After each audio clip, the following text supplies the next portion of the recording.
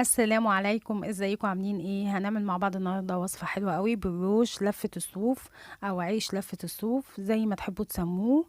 هنعمله مع بعض بمقادير سهله وطريقه بسيطه خالص، وهنحشيه مع بعض شوكولاته. شايفين حلو ازاي؟ حلو قوي وهش جدا. والعجينه بتاعته دي كمان ممكن نعمل بيها كرواسون، هتبقى حلوه قوي. يلا بينا على طول نشوف المقادير والطريقه. معايا هنا كوبايتين دقيق، ضفت عليهم معلقتين سكر، معلقتين لبن بودر، معلقة كبيرة خميرة فورية، وربع معلقة صغيرة ملح. هقلب كل المكونات الجافة بالشكل ده مع بعض زي ما انتوا شايفين عشان يختلطوا كويس جدا مع بعض. بعد كده هضيف بيضة بدرجة حرارة المطبخ. المكونات كلها طبعا بدرجة حرارة المطبخ عشان الخميرة بتاعتي متوقفش عمايل الخميرة الفورية. معايا بقى كوباية لبن فاتر، هنزل بيها شوية بشوية على الدقيق وابتدي اعجن لحد ما اكون عجينة زي ما انتوا هتشوفوا دلوقتي. انا بس بنزل باللبن شوية بشوية عشان انا ابقى متحكمة في العجينة، عشان اللبن ما يزيدش مني او ممكن ما يحتاجش الكوباية كلها، بس هو على العموم اخد الكوباية كلها.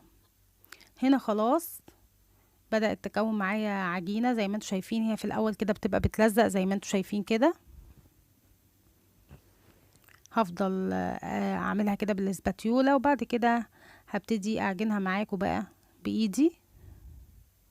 هشيل الاسباتيولا واعجنها بايدي عشان ابقى حاسه بالعجينه ومتحكمه فيه. شايفين هي بتلزق في الاول خالص، كل ما هعجن فيها هتلم معايا. معايا بقى دلوقتي معلقه زبده كبيره بدرجه حراره المطبخ، هنزلها على العجين وانا بلمه كده، وافضل ادخلها وانا بلم العجين جواه كده وامزجهم مع بعض، وفي نفس الوقت بلم العجينه بتاعتي كويس. زي ما انتوا شايفين كل ما بعجن زياده العجينة بتاعتي بتلم، وكمان الزبدة بتمتزج مع العجينة كويس. بس كده خلاص. هبتدي بقى الحركة دي حلوة قوي، بتخلي المعجنات بتاعتي هشة. هبتدي اشيل العجينة كده زي ما انتوا شايفين واضربها في الطبق كذا مرة كده، قلتها زي ما كانوا اهالينا زمان بيقولوا. طبعا لو في عجانة هيبقى الموضوع سهل خالص. هنا خلاص فضلت اعجن فيها لغاية لما وصلت للقوام ده، عجينة ناعمة زي ما انتوا شايفين. هدهن بقى البولة زيت كده، وادهن كمان وش العجينة زيت.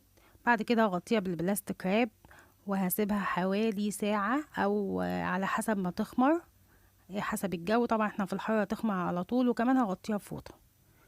بعد ساعة تعالوا شوفوا العجينة بتاعتي اختمرت وبقت جميلة جدا ازاي. لازم كمان نبقى متأكدين ان الخميرة بتاعتي شغالة وكويسة ونوعها كويس. الخميرة التركي حلوة قوي، اللي في الاسواق حلوة قوي، احلى من الخميرة المصري. هاخد بقى العجينه كده بتاعتي، بس مش عايزه افضي منها الهواء، انا بس هضغط عليها افردها بس حاجه بسيطه كده زي ما انتوا شايفين، مش عايزه اخرج كل الهواء منها. خلاص كده انا فردتها كفايه. هبتدي بقى اقطعها بسكينه او بقطعه العجين. هقطعها 5 قطع بالشكل ده بالتساوي، يعني بنظرة عينينا كده. لو احنا عايزينهم مقاس واحد بالظبط، ممكن لو في ميزان نوزن ال5 قطع نخليهم قد بعض. وبعد كده هلمهم كده واعملهم كور بالشكل ده. هكورهم كده عادي خالص كأني بعمل قرص، وبعد كده هغطيهم هسيبهم بس 10 دقايق يرتاحوا. هنا خلاص بعد ما يرتاحوا 10 دقايق ابتدي بقى اخدهم وافردهم بالنشابة كده.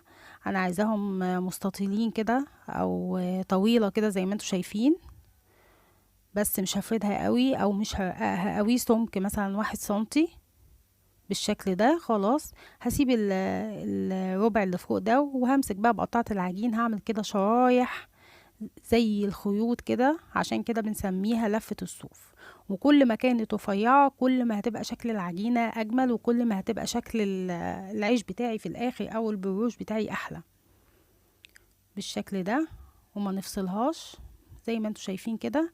طبعا البروش ده اتعمل عليه ضجة برضو الفترة اللي فاتت، كان ترند جامد على الفيسبوك وناس كتير عملته. هو بتاع شيف أجنبي حلوة قوي وناس كتير جربته، وانا حبيت النهاردة ان انا اجربه معاكم، وفعلا حلوة قوي وعجب الولاد.